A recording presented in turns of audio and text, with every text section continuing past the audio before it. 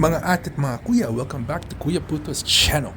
So ngayong gabi nandito tayo sa downtown Toronto. Believe it or not guys, dito po ako lumaki. Pero nung bata ako, etong place na to, it looked so much different kumpara ngayon because right now it's a different world. So marami po nagtatanong kay Kuya Puto, since diyan kayo lumaki, masarap pa rin po bang magtira sa Toronto? Or would you still consider living in Toronto? Yung pong pag-uusapan natin ngayon.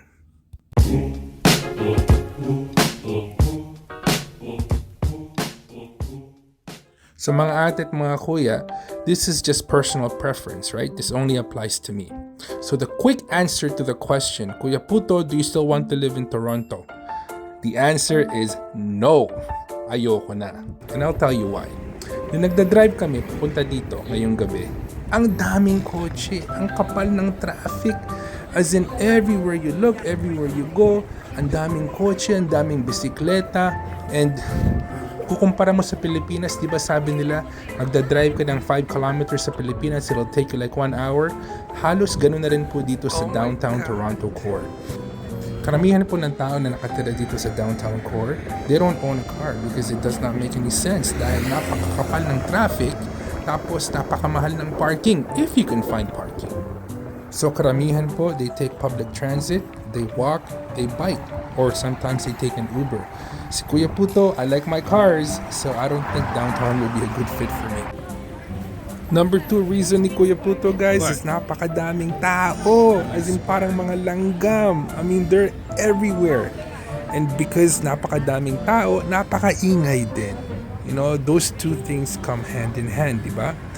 Toronto is probably the most diverse city in the whole entire world. People from all over the world dito sila nagtitira because, you know, it is Toronto.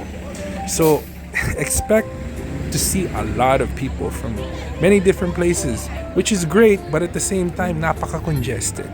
I mean, if you take public transit, punong-puno. If you go to the grocery store, if you can find one that's cheap, punong-puno. If you go to an event, a restaurant, or anything, expect to be filled, punong-puno everywhere you go. And napaka-ingay guys. Ako matanda na ako ngayon, I just want peace and quiet. So yeah, maybe to some people, yung mga kabataan, this is probably perfect for them because it's urban living, diba? But para kay Kuya Puto, I think I'll pass. Ako guys, mahilig ako sa mga discount groceries, discount stores, or any place that offers a discount. Dito po sa downtown Toronto, I don't think that exists. Yung pong mga negosyo dito, mahal po yung bayad nila sa renta at sa labor. So they have to charge accordingly. Kaya napakamahal po ng lahat. Napansin ko po, walang masyadong mga discount grocery stores dito. Karamihan yung mga convenience stores, yung mga Raba. And usually when you go to those places to get food, may premium. Mataas po ang singil nila. And yes, entertainment-wise and restaurant-wise, nandito po lahat. As in, literally lahat. But at the same token, lahat po yon may bayad. Wala pong libre dito.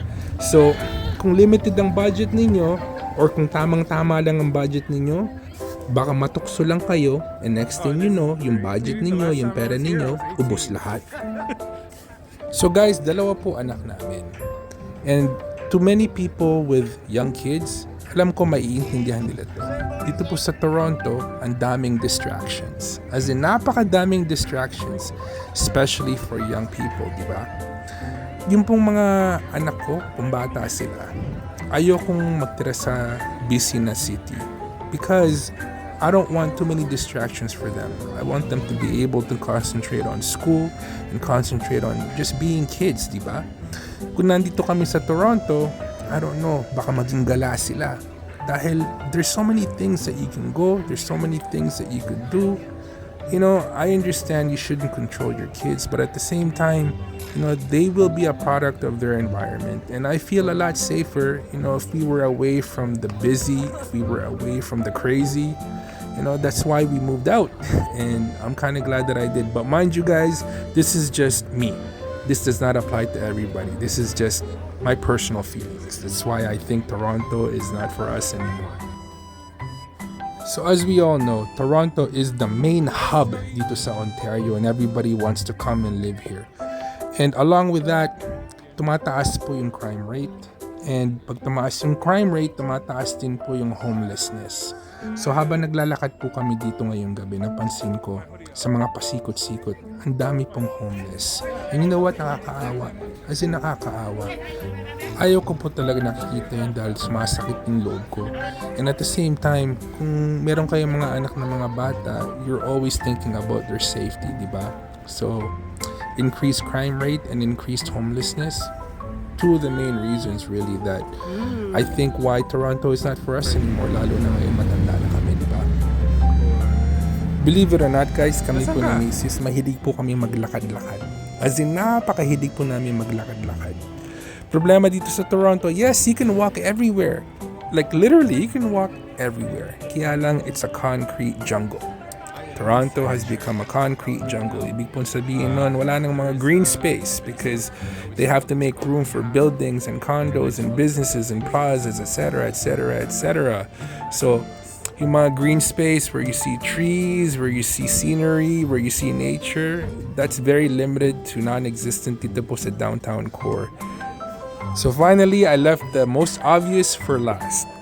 Cost of living here is extremely expensive. As in a 1-bedroom, 1-bathroom apartment condominium will cost you $3,000. That is the average dito sa downtown Toronto. And you're looking at maybe 500 to 600 square feet if you're lucky, with 0 parking and 0 locker. That's just the going rate.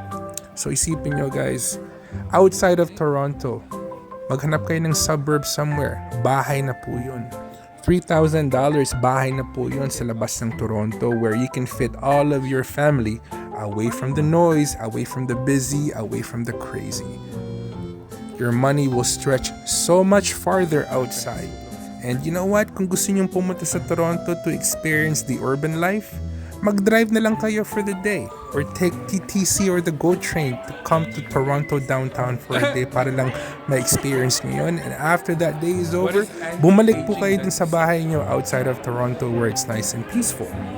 Sa akin lang po, I think there's more value and your money will stretch a lot farther kung dun po kayo sa labas ng Toronto magtira, which is exactly what I did. But at the same time po, this is just my opinion and this does not apply to everybody. If I was young, single, and I had the money, I would love to live here. Kaya lang po, ngayon matanda na si Kuya Puto, hindi na ako bagay. Sa akin lang po yun. Doesn't apply to everyone. So sana naman po natuwa kayo sa video clip na to. Join us on the next video guys. This is Kuya Puto wishing you good night, good morning, good afternoon, wherever you are in the world. Stay hungry, stay humble. Keep your hustle strong. I'll see you in the next one guys. Bye for now. Itanong mo sa akin, sagot ko'y di magpatagal.